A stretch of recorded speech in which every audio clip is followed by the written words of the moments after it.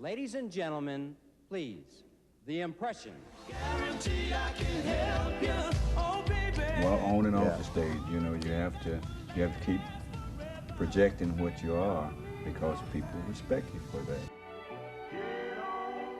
Along with fellow Chattanoogan Fred Cash, Sam Gooden got his start in Chicago. Singer-songwriter Curtis Mayfield rounded out the group during most of the 1960s. The Impressions were active for more than 5 decades, putting their smooth vocals on several million-selling records.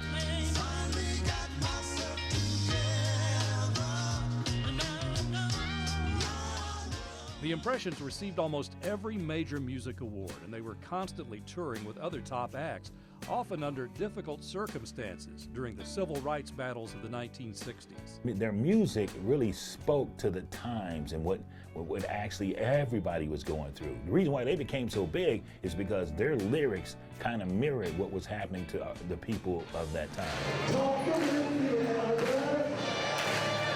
In their hometown of Chattanooga, they frequently spoke and performed at local high schools as part of the History Makers program. They shared stories with students about a career like no other. From my childhood up until I moved from Chattanooga to Chicago, then, you know, I couldn't ask for a better life. At one of their last public appearances in 2019, they were honored with a Tennessee Pathways sign at the Bessie Smith Cultural Center on Martin Luther King Jr. Boulevard in downtown Chattanooga. Among their most prestigious honors was their induction into the Rock and Roll Hall of Fame in 1991. The Impressions were recognized for their contributions to the soundtrack of America during the most creative period in popular music history. Talk about, you know, Usher, and you talk about, there was a group here, Real Tight, who did really well.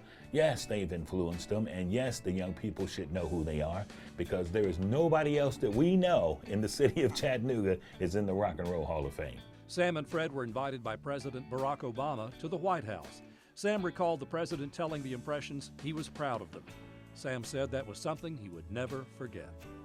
In recent years, Sam's health declined as he suffered from breathing difficulties and kidney problems. But just days before his death, his smile was bright, his voice was strong, and his laughter was loud.